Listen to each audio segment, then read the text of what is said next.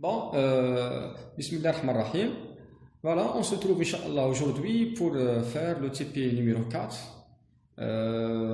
qui s'appelle couplage de la machine synchrone au réseau. Comme vous voyez dans le tableau, l'extrême partie gauche, objectif de ce TP. Bon, l'objectif principal, c'est coupler la machine synchrone sur le réseau bien sûr de son gaz, détermination des courbes de Morday, courbe sous forme de la lettre V, ça c'est très important, courant de IS en fonction de courant J, courant d'excitation, bien sûr courant d'excitation du rotor, et enfin on finira par c'est-à-dire fonctionnement en compensateur synchrone. Le compensateur synchrone, ça veut dire mode alternateur dont la puissance réactive est supérieure à 0 var. Bon, c'est très important de signaler une note qui s'appelle ici, c'est une hypothèse simplificatrice. Bon, c'est-à-dire en admettant que les pertes joules sont nulles. RS est égal à 0. C'est juste une option qu'on va réaliser afin de simplifier les calculs, afin de simplifier les diagrammes plus tard. On passe à la deuxième partie, on va coupler la machine synchrone à un réseau triphasé. On a pratiquement deux cas qui vont apparaître lors de synchronisation. Le premier cas, c'est alternateur. On voit très bien ici, alternateur, le comportement capacitif. On voit très bien qu'il y a une capacité, condensateur. La puissance réactive est supérieure à 0 ici. Et la machine va fournir une puissance supplémentaire à ce réseau. D'accord? C'est-à-dire on va générer la puissance réactive.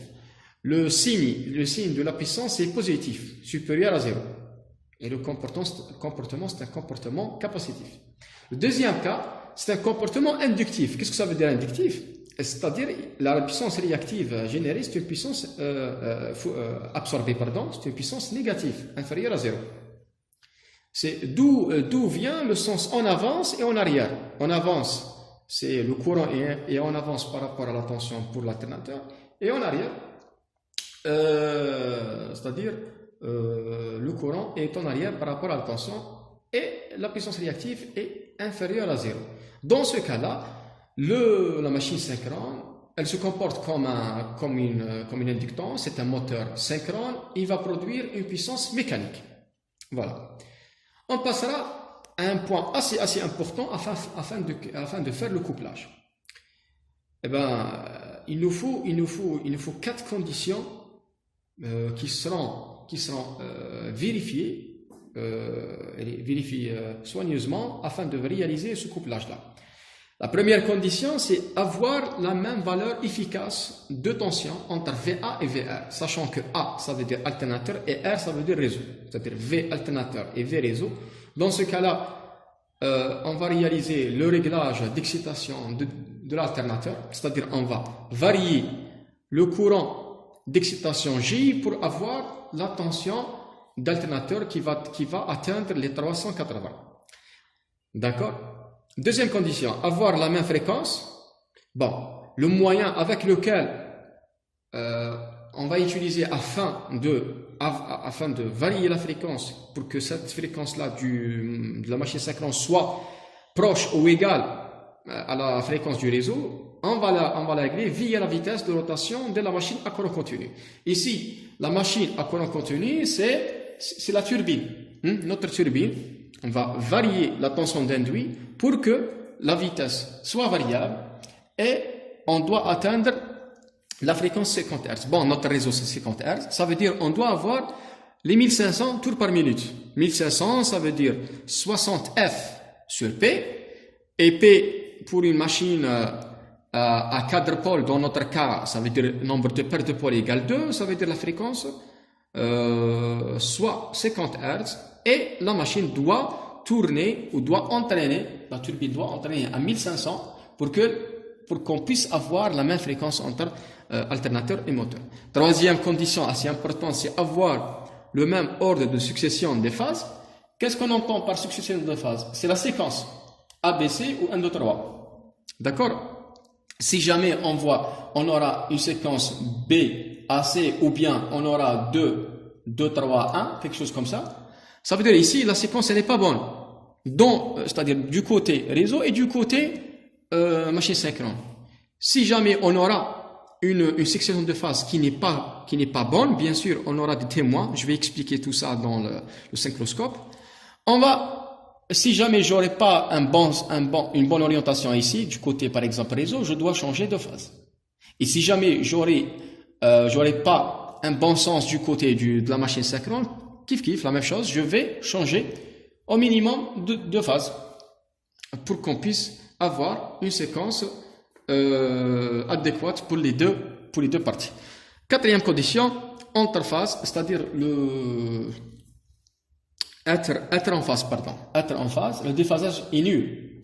C'est-à-dire le VA, la tension au niveau d'alternateur simple et la tension au niveau du réseau, la tension simple, ils sont en phase, ça veut dire la phase entre les deux tensions, elle est proche de 0, ou bien 0, dans les meilleurs cas 0. Sachant que VA, tension de phase de l'alternateur, et tension VR est tension de réseau. Réseau, c'est R ou A, c'est alternateur. C'est-à-dire l'alternateur, il va fournir de l'énergie vers les réseaux. Dans ce cas-là, c'est un alternateur, c'est un comportement capacitif. Et si le moteur ou bien la machine synchrone va absorber de l'énergie à travers le réseau, dans ce cas-là, le comportement est inductif et le cas de notre machine, c'est un moteur synchrone. On passera à l'ordre de succession de phases. Si l'ordre de succession de phases est le même, on aura un schéma comme celui-là. Si l'ordre de succession de phases il est inversé, on aura un sens comme celui-là. Je vais expliquer, Inch'Allah, la première partie. Bon, on prendra les vecteurs qui sont en rouge, sachant que le sens de rotation il est mentionné en rouge pour le réseau R. V1R, V2R et V3R. Pour le blanc, nous avons VA1, V2A et V3A. Le A, ça veut dire alternateur. On voit très bien que le 2 avec le 2, le 3 avec le 3 et le 1 avec le 1. Vous voyez que les tensions sont très proches, les vecteurs de tension sont très proches l'un de l'autre. Et dans ce cas-là, la phase, le déphasage est presque nul, ils sont très proches. Ce qui est mentionné, le vecteur qui est mentionné en marron, c'est un vecteur erreur, c'est-à-dire on va faire la soustraction entre VR et VA. On voit très bien que c'est un vecteur qui est proche de 0, il est très nul. C'est ça le déphasage. C'est ça le déphasage en termes amplitude. VR moins VA. Il est proche de 0. Bien sûr, on prend la valeur absolue. Ici, on ne va pas s'intéresser au le moins, le plus, etc., puisqu'on est dans le côté alternatif. On va prendre la valeur absolue telle qu'elle est, mais l'essentiel que la soustraction, elle est proche de 0. Dans ce cas-là, on a un déphasage qui est un déphasage presque nul. C'est-à-dire, on doit toujours respecter la numérotation 2 avec 2. Je vais pas faire 2 avec 3. 2 R et réseau avec 3 A alternateur. Non, je dois respecter la numérotation, toujours 2 avec 2, le 1 avec le 1 et le 3 avec 3. Sachant que le sens de rotation, il est le même. Le réseau, il est comme ça, c'est-à-dire le 1 après le 2 après le 3. Le A, la même chose. Le A, ça veut dire le A1, il descend, le V de A, il monte. C'est-à-dire, c'est ça le sens. On passe là. Dans ce cas-là, l'ordre de succession de phases est inversé. Bon, toujours, on a le V1R, V2R et V3R. Par contre, dans le cas alternateur, nous avons le V1A et nous avons ici le V3A et le V2A. Bon, pour le V1R, le sens est comme ça. Ça veut dire celui-là le premier, celui-là le deuxième et celui-là le troisième. On va garder le même sens. Par contre, pour le A, c'est l'inverse. Ça, c'est le premier, il descend. Et ça, c'est le deuxième, il monte, puisque le sens, il est comme ça. Dans ce cas-là, l'erreur, le vecteur erreur entre VR et VA, ici, il est un peu, c'est-à-dire, il est proche de 0. Par contre, entre 3A et 3R, vous voyez, un vecteur énorme, ça veut dire une erreur qui est remarquable dans ce cas-là. Et ici, on ne peut pas faire dans ce cas, et la même chose pour le 2, Vous voyez, un vecteur erreur, il est énorme. Pourquoi? Parce que le déphasage, il est important. Pour la partie bleue, elle est là. Et pour la partie violet, elle est là. Il est important dans les deux cas. Et dans ce cas-là, je ne peux pas faire le couplage. Couplage côté réseau et côté alternateur, je ne peux pas faire le couplage. D'accord? Pourquoi? Mathématiquement, on aura cette allure. L'allure qui est en blanc, le vecteur des tensions, vecteur des temps. Nous avons une tension V1A, alternateur. Et nous avons V1R. Ça, c'est alternateur, ça, c'est réseau. Dans ce cas-là, le déphasage, il est proche de pi. C'est-à-dire, nous avons le blanc et nous avons le violet. Le réseau, il est comme ça. Nous avons un pi entre les deux. C'est-à-dire, l'erreur entre V1A et V1R, ici, c'est plus 400 volts et ici, c'est moins 400. Une chose, un paramètre qui est plus, moins quelque chose qui est moins. Nous aurons deux fois le plus. Nous aurons deux fois le plus. Pourquoi? Plus 400, moins 400, nous aurons 800 volts. 800 volts, attention, 800 volts pour une impédance qui est très faible. Parce qu'ici, nous avons un fil. Un interrupteur, un fil. Ça, c'est, par exemple, ça, c'est le réseau et ça, c'est l'alternateur. Nous avons la tension ici et la tension ici. Elle est deux fois la tension nominale. Nominal, c'est 380. Ici, on a pris 400, c'est la même chose. Il y a une erreur de 20 volts, c'est pas grave. L'essentiel que nous aurons deux fois la tension nominale. Si on fera faire fermer l'interrupteur, ça veut dire l'interrupteur, nous avons ici une impédance qui est très faible. Une impédance qui est très faible, ça veut dire un court-circuit énorme.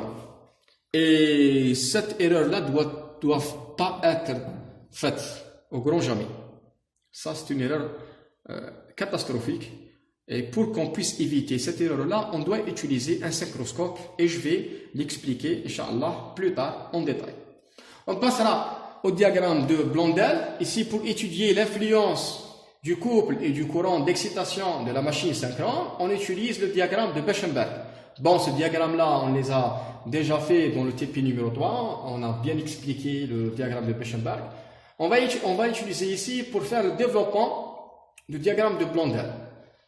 Sachant que la résistance statorique, elle est nulle pour simplifier le calcul. Bon, ici dans le vecteur V est invariant. Bon, nous avons un vecteur V, nous avons un courant. Le déphasage, c'est à cause de la charge, phi. Charge inductive, il est comme ça. I, courant I en retard par rapport à celui-là, sachant que le sens, il est comme ça. Sens positif, il est comme ça. D'accord? Ici, on a négligé ce vecteur-là. On a négligé parce que nous n'avons pas fait la résistance. Nous avons seulement l'inductance. Pour des raisons juste de simplification.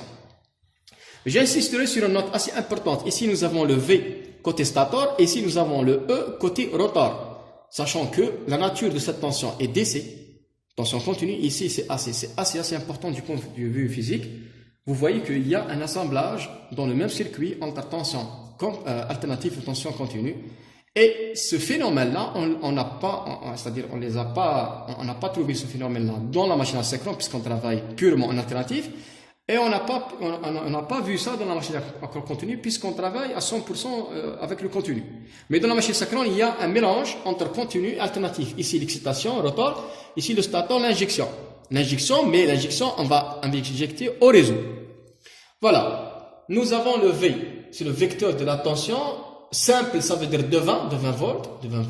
On va choisir l'échelle et on dessine le schéma, le vecteur.